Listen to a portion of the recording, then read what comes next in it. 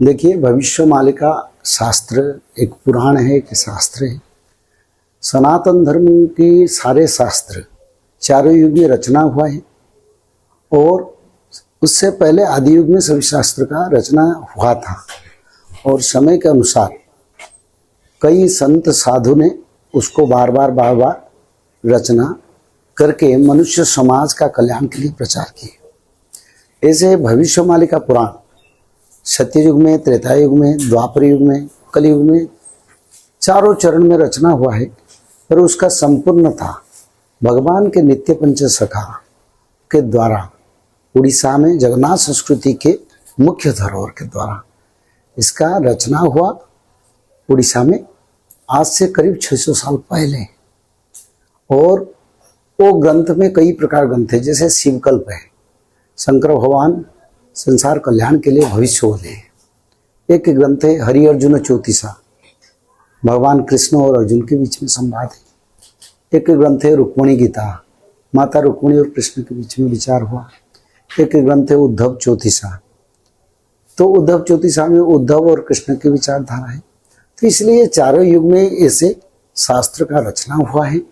और ये शास्त्र कलयुग में, कलयुग का अंत और सत्ययुग का आगमन के बारे में, भगवान के अवतार के बारे में, भक्त भगवान का मिलन के बारे में, धरती पर कैसे कैसे आपदा आएगा, उस आपद से मनुष्य कैसे रक्षा पाएंगे, उसके बारे में सूत्र लिखा है। और साथ ही साथ संसार में एक नवयुग का निर्माण, सतयुग का निर्माण, युग अंत का समय, जगन्नाथ क्षेत्र से संकेत, चारों धाम से संकेत, विश्व ब्रह्मांड में प्रकृति पंचभूत में कैसे परिवर्तन होगा, ये भविष्य शास्त्र में लिखा है। ये भगवान के जगन्नाथ के कृपा के ग्रंथ है। जगन्नाथ के कृपा में ये शास्त्र रचना हुआ था। देखा जा रहा है और कहीं कहीं कहा भी जा रहा है कि आपके द्वारा कहा गया लगभग 99% जो बात है वो सत्य निकलता है, भले वो भूकंप की बात हो या जो है काली आंधी के बारे में हो। ये किस प्रकार से सत्य होता है? देखिए, शास्त्र सत्य है और भगवान अगर किसी को जिम्मेदारी देते हैं या भगवान किसी के माध्यम में धर्म कार्य करते हैं तो भगवान उसको साकार करते हैं। मनुष्य का कोई योग्यता नहीं है। हाँ, जो विचारधारा आता है वो विचारधारा आज तक भगवान ने मिथ्या नहीं किया, ताकि भगवान का ये कृपा है, भगवान का आशीर्वाद है, शास्त्र का प्रचार होना चाहिए। इसीलिए भगवान का कृपा मिलता है तो सत्य हो जाता है। जो भी आज तक शास्त्र में विचार या मेरे व्यक्तिगत विचार हुआ, सबको भगवान ने सत्य किए। तो ये भगवान का कृपा है, मनुष्य का कुछ नहीं। आपके द्वारा जानकारी भी प्राप्त हुई कि 2026-27 में महायुद्ध भी होगा, क्या वो किस प्रकार से होगा और कैसे क्या इसकी शुरुआत? देख, 2026-27 में अभी विश्व युद्ध शुरू हो चुका है। यूक्रेन अमेरिका का जो वार हुआ है, इसमें नाटो के कई सारे कंट्रीज विश्व के महाशक्ति है, जिस कारण यूक्रेन जैसे देश के साथ रूस का वार इतने दिन नहीं होता। ये सारे विश्व के महाशक्ति सहयोग कर रहे हैं, सब कुछ सहयोग कर रहे हैं, इसलिए वार चल रहा है। विश्व युद्ध तो यही कहते हैं जब सारे महाशक्तियों का एक समर में भाग लेंगे। अभी मिड ईस्ट में जो वार हो रहा है, 7 कंट्री का साथ वार हो रहा है और विश्व की परोक्ष और प्रत्यक्ष में बड़े बड़े महाशक्ति देश भी इसमें इन्वॉल्व है और सभी विश्व के आर्थिक स्थिति, सामाजिक स्थिति में भी प्रभाव पड़ रहा है। तो इसी वार तो शुरू हो चुका है और कई नई युद्ध फ्रंट भी खुलेगा भविष्य में। और एक समय 2026 और 27 में आएगा जिस समय पाकिस्तान के साथ दोबारा वार होगा। उसमें चाइना आएगा, तुर्की आएगा, 13 मुस्लिम कंट्री आ जाएंगे और साथ ही साथ ईरान आएगा, अमेरिका आएगा और उसको विश्व युद्ध को कन्वर्सन कर लेंगे।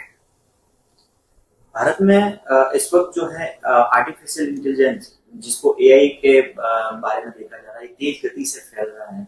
भविष्य में ये किस प्रकार से भारत में दिक्कत देने वाला है एआई?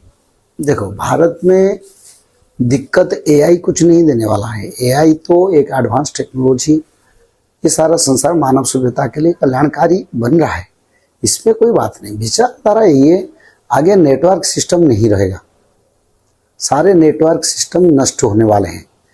ये ग्रेजुअली होगा। आप देखिए, आपके फ़ोन गर्म हो रहा है, कंप्यूटर बार बार बंद हो रहा है, सैटेलाइट इंफॉर्मेशन देना बंद कर देता है, इलेक्ट्रिसिटी बार बार फेल हो रहा है। तो समय आ रहा है, ये सारे जो यंत्र का युग, सारे यंत्र का युग सभी यंत्रों के ऊपर अभी प्रभाव पड़ रहा है, उसमें विरक्ति लग रहा है और कभी कभी यंत्र नहीं चल पा रहा है। ये समय के साथ ये बंद हो जाएगा। बंद हो जाएगा तो एआई भी बंद हो जाएगा। एआई बंद होगा तो मंत्र शक्ति एआई से और पावरफुल है। एआई मानो हम मांगने से इंफॉर्मेशन देता है, मंत्र शक्ति सब स्वतः प्रवृत्त, यानी वो अपने आप काम करना शुरू कर देगा। मानो एक जगह पर बारिश हो रहा है, लोग मंत्र के द्वारा उसको बंद कर सकते हैं। मानो कोई बड़ा भयंकर प्रलय तूफान हो रहा है, मंत्र शक्ति में उसका बंद कर सकते हैं। परमाणु जैसे बड़े बड़े मिसाइल सिस्टम्स बॉम्ब्स अटैक हो रहा है, मंत्र शक्ति रोक रहा है। इसी समय की ओर हम जाएंगे। एआई चलेगा जब तक ये धर्म संस्थापना का अंतिम समय नहीं चलेगा, पर नेटवर्क बीच बीच में बड़ा परेशानी करेगा। समय आएगा संपूर्ण नेटवर्क भी बंद होगा। अभी भगवान जगन्नाथ जी ने पूर्णिमा वाले दिन आरती बुझ गई, क्या कहेंगे आप इस बारे में और क्या संकेत है? ये इतिहास का पहला संकेत है। वो ये संकेत बड़ा संसार के लिए कल्याणकारी नहीं है। ज्येष्ठ पूर्णिमा, जिस दिन जगन्नाथ महाप्रभु के स्नान मंडप पर प्रभु आचार्य विप्र ब्राह्मण जाति धर्म वर्ण से सभी मानव सभ्यता को दर्शन देते हैं। 2 बार ठाकुर जी नीलकंदर से बाहर आते हैं। एक बार रथ यात्रा आषाढ़ शुक्ल द्वितीया, दूसरा ज्येष्ठ पूर्णिमा या महत्व पूर्णिमा या उसको देव स्नान पूर्णिमा कहते हैं। उसी दिन पहले बार जगन्नाथ महाप्रभु के आरती के समय, सुभद्रा मैया का आरती के समय ठाकुर राजा श्री श्री दिव्य सिंह देव महाराज द्वारा जगन्नाथ को सुबह पहले प्रभु जब आते हैं ना, पहले आरती बंदन होता है, उसका बाद षोडशोपचार पूजा होता है। और उसमें बड़ा विभ्राट आया, आरती बुझ गया। यानी दुनिया का आरती, दुनिया का जो दीप है, जो मनुष्य में जो प्रकाश है, वो प्रकाश नहीं रहेगा। खेती नहीं होगा, युद्ध होगा, बड़ा प्राकृतिक आपदा आएगा और बीमारी भी आएगा। ठाकुर जी प्रमाण कर रहे हैं, अब मैं संहार कर रहा हूँ, मैं यहाँ आरती लेने के लिए बैठा नहीं हूँ। हाँ, स्नान पूर्णिमा प्रभु जी की सबसे बड़ा पवित्रतम दिवस है। जगन्नाथ जी की मुख्य यात्रा दोड़श्च दोड़ गोविंदम मंचस्तम मधुसूदनम रथित्वं वामनम दृष्टा पुनर्जन्म न विद्यते। जगन्नाथ जी को ये तीनों यात्रा में जो दर्शन करता है पुनर्जन्म नहीं होता है, पर जगन्नाथ जी भी सूचक देते हैं अभी संहार होगा, कर्म अच्छा करो।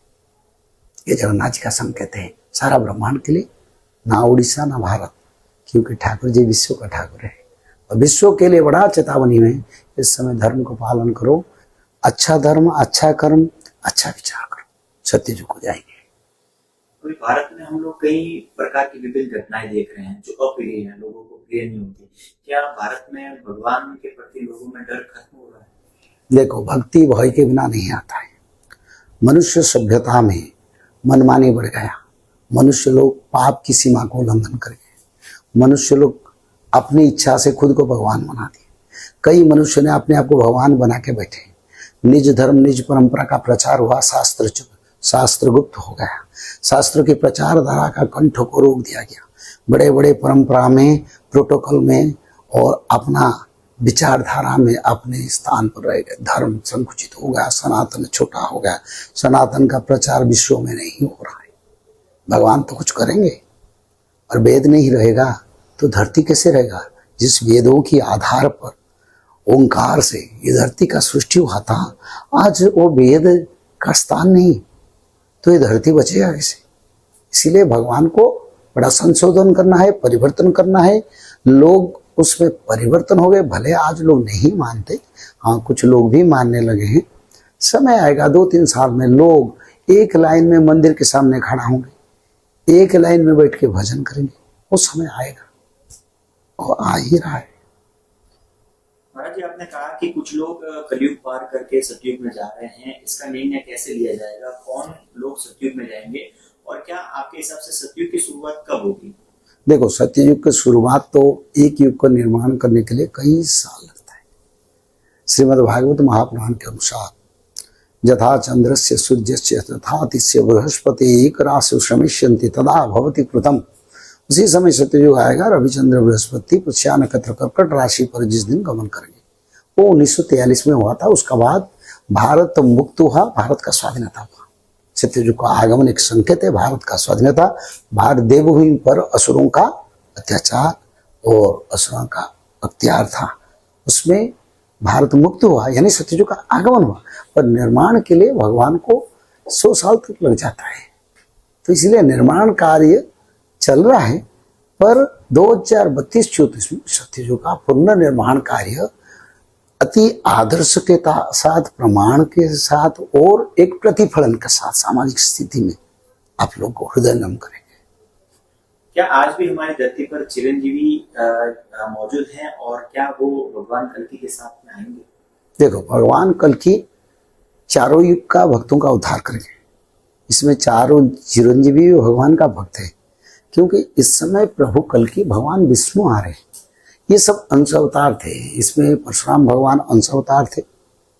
24 अवतार और 10 अवतार में भगवान ने उनको स्थान दिए। वो तो उड़ीसा के महेंद्राचल पर अभी भी तपस्या पर है, पहले से थे। वो द्वापर युग, त्रेता युग से त्रेता, द्वापर, कली और एक युग तक रहेंगे, सतयुग तक। और जैसे विभीषण, वो त्रेता युग में आया था, भगवान ने उनको अमर वर दिए थे, वो भी है। अशोस्तमा द्वापर युग में साप मिला है उनको, ताकि कल के भगवान उनको उद्धार करें, मुक्ति करेंगे। तो वो भगवान के इंतजार में है मुक्ति के लिए। कृपाचार्य, ज्ञान शिक्षा बुद्धि में वो ज्ञानी है, वो भी अमर है, वो भी है। हनुमान जी तो शंकर भगवान का 11वां अवतार है। और त्रेता युग से वो सत्ययुग अंत तक कल के भगवान के साथ रहेंगे। उनका कोई सहयोग कल की भगवान को जरूरत नहीं पड़ेगा, पर वो प्रभु जी के साथ रहेंगे, क्योंकि ये महाअवतार हो रहा है। महाअवतार यानी आज तक ऐसे अवतार कभी नहीं हुआ था, इसीलिए वो चिरंजीवी इंतजार में है भगवान की कृपा सानिध्यता लाभ करने के लिए। सबसे बड़ा कल के पुराण में कुछ तत्व लिखा है। भगवान कल के जन्म से धर्म संस्थापना तक अशोस्तमा, कृपाचार्य, बड़ी व्यासदेव भगवान और परशुराम भगवान, विभीषण, ये सब भगवान के छोटे छोटे सुरक्षा और भगवान के कार्य में सहयोग करें, ये लिखा है। विस्तृत है, उसको बोलने के लिए बहुत समय लगेगा, लिखा है शास्त्र। इस कलयुग में मानव के बचाव के लिए क्या रास्ता है? एक मानव को कलयुग से मुक्त रखने के लिए क्या करना होगा? देखो, कलयुग एक विचारधारा है, सत्ययुग एक विचारधारा। मनुष्य का आचार विचार, भोजन, रहन सहन परिवर्तन हो तो युग परिवर्तन हो। तो इसीलिए कैसे परिवर्तन होगा? क्योंकि कलयुग के मानव का परिवर्तनों के लिए भगवान का कृपा चाहिए।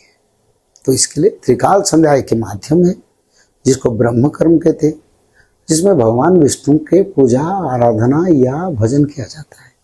हर घर में भगवान विष्णु के पूजा, हर घर में त्रिकाल संध्या, एक अध्याय भागवत पठन और माधव नाम भजन करके हम सत्ययुग को जा सकते हैं। आने वाले 64 प्रकार का बीमारी, आने वाले विश्व युद्ध, आने वाले प्राकृतिक आपद से केवल ही केवल त्रिकाल संध्या मनुष्य को भगवान विष्णु की कृपा रक्षा कर सकता है। महाराज जी, इस वक्त देखा जा रहा है कि कई दूसरे धर्म के लोग हमारे हिंदू धर्म और सनातन धर्म के जो लोग हैं उनको बहला फुसला कर धर्म परिवर्तन करवा देते हैं। इसको आप किस प्रकार से देखते हैं और जो धर्म परिवर्तन कर रहे हैं उनके लिए क्या संदेश? देखो, भगवान ने दुनिया को निर्माण किया। धरती शुरू हुआ था सनातन में, और कलयुग के कारण निजी धर्म निज पंथ बना, क्षुद्र धर्म बना, कई धर्म में बंटवारा आ गया, सनातन धर्म में बंटवारा आ गया। तो इसका अर्थ नहीं जो लोग आज से छोटे मोटे बुद्धि विनियोग करके धर्म परिवर्तन करना, ये करना, उनको ये समझना आना चाहिए सधार इति धर्मम। स यानी धरती जो धर्म को धारण करता है उनका नाम सनातन है।